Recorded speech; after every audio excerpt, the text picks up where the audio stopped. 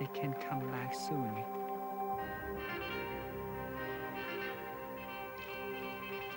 In a country just over half the size of New South Wales, most of Thailand's population of 55 million still live and work in the countryside.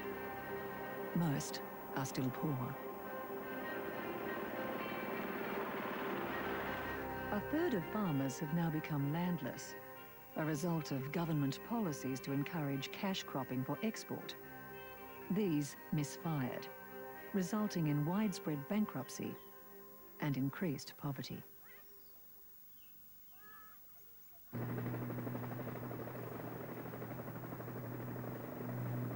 In Bangkok, Governor Grisida is dealing with the problems of success.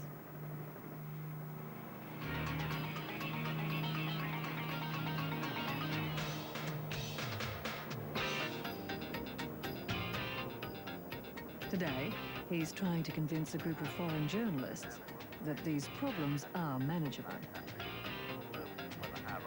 When our growth rates were hitting 11%, we were the best in Asia.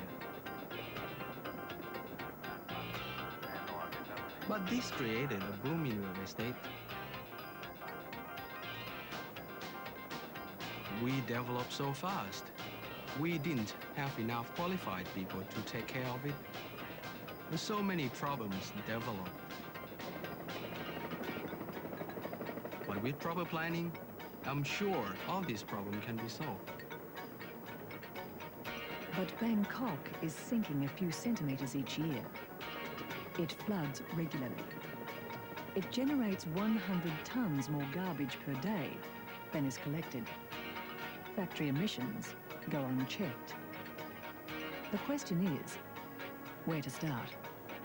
The reason I choose traffic as the #1 problem is because it is the #1 problem in the heart of every Bangkok resident.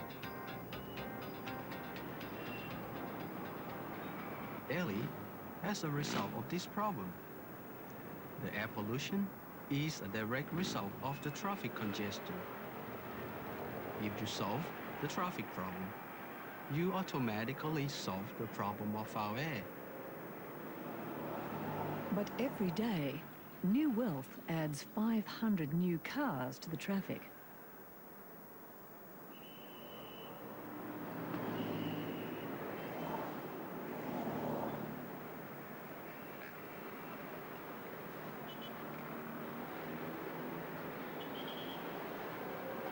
In the uniform of his political party, Grisida tries to win support from party colleagues for a new solution, one that he knows will not be popular.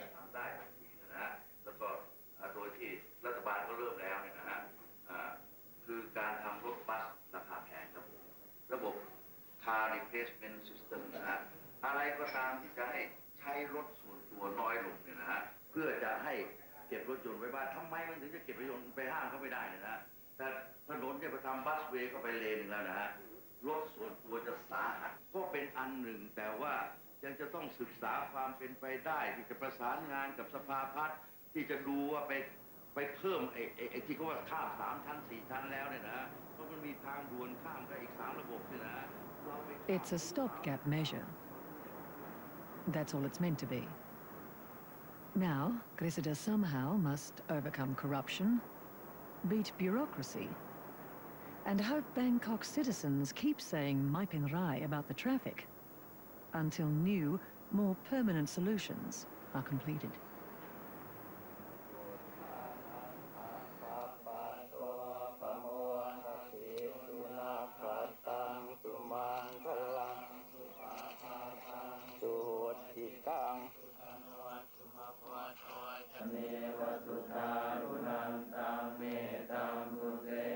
In a symbolic act, Propelled is declaring the spirit of a tree sacred.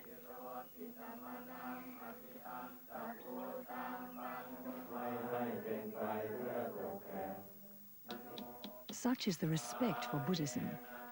The tree is now safe from even Thailand's most unscrupulous loggers.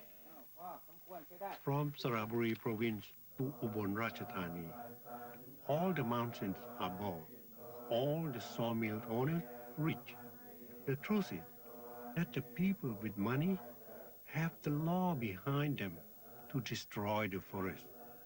This area will be replaced by eucalyptus plantation for wood chip and paper pulp and by golf courses.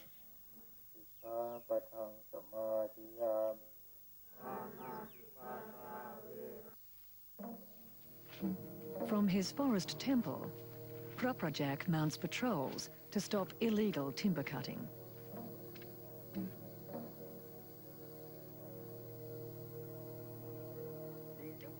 Armed off-duty soldiers protect the loggers.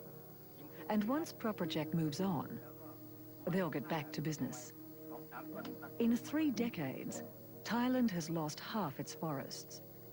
And although logging has been banned for 4 years, there's still no shortage of timber in 354 furniture factories, which by one count still operate legally and openly.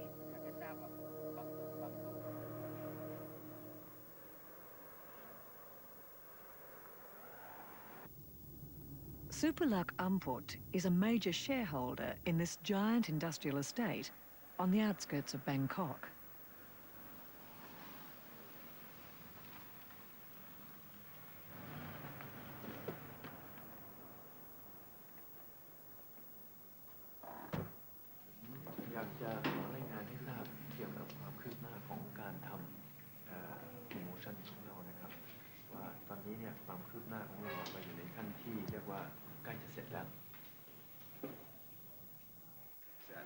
The Bang Pakong Industrial Park, Phase 3, was launched under the concept managed by professionals for professionals.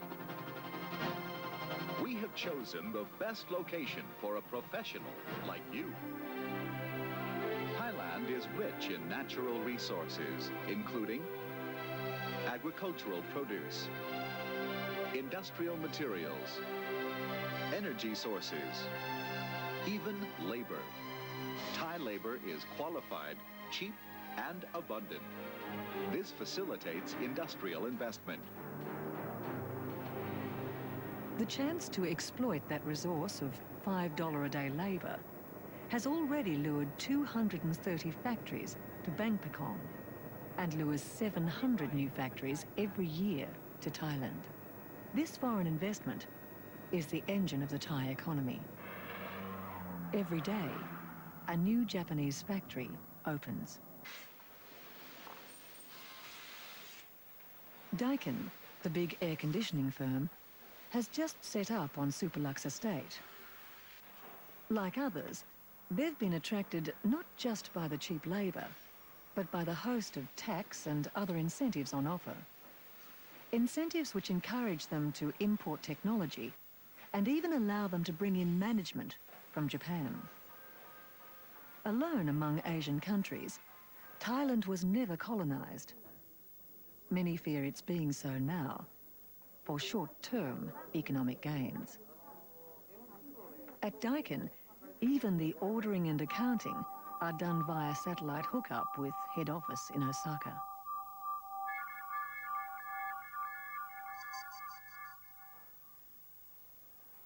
In a factory in Bangkok, Governor Grisida is campaigning with his political mentor, Chamlong Simoang, hero of the May 1992 protests. They're seeking support from these workers for a fresh, non-corrupt style of government in Thailand.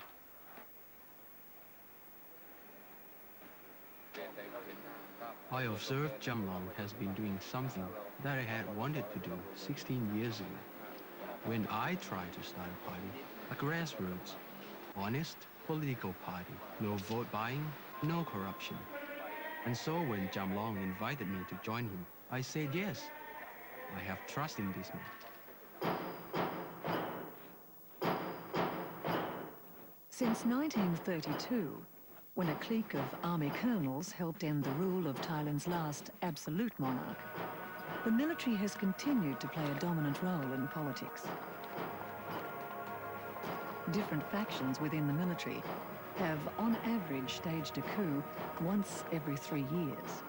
But despite this, The institution of the monarchy has continued to provide Thailand with the stability crucial for attracting foreign investment.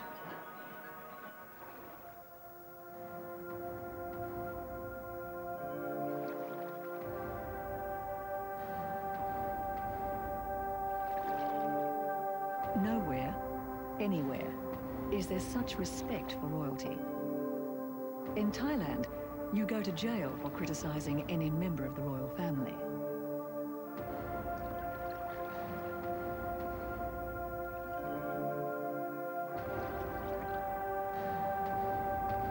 The current monarch, King Bhumibol, is still regarded officially as the incarnation of the god Vishnu.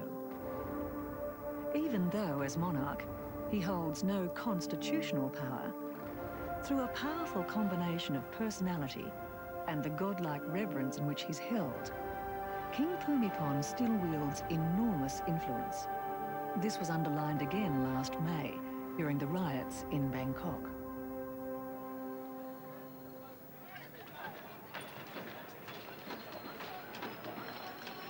Then, a new, richer and better educated generation of Thais, inspired by Chamlong, put their lives on the line to protest the appointment of a non-elected general as Prime Minister. After a night of bloodshed, it was the king who brought military supremo Suchinda to his knees and Chamlong from jail. He ordered they halt the fighting, brokered a truce, and negotiated a caretaker prime minister, demonstrating clearly and powerfully the stability that the monarchy still gives to Thailand. This deep respect for the monarchy is why the normally unflappable Superlug is so agitated. A royal visitor is about to enter her stall.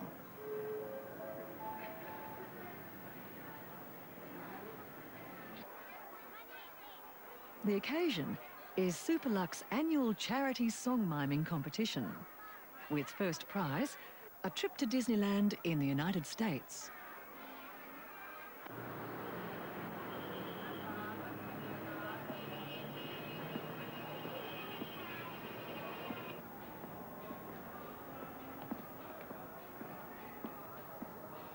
People in Thailand have loved, respected, and worshipped the royal family for hundreds of years. So usually in business or in the government, we feel very proud if we have some person from the royal family involved.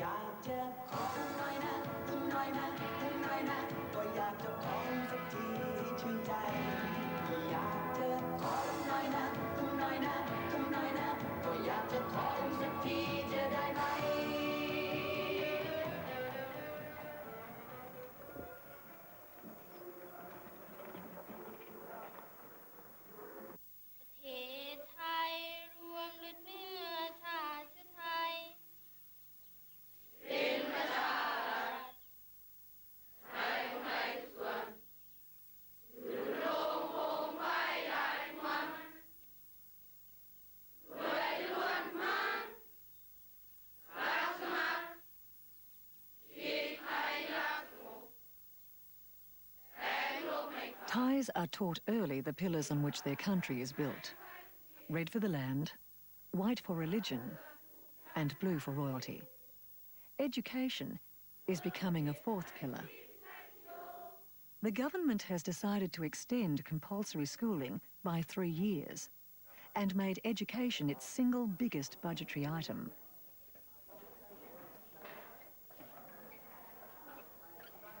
Pa and Mani's son Bunchu and his classmates are on the forefront of Thailand's attempt to swap its sweatshop present for a high-tech future. When I grow up, I want to become a teacher to help my parents. My parents have worked hard finding money to help me study, and I want to give back to them. I want to go to Bangkok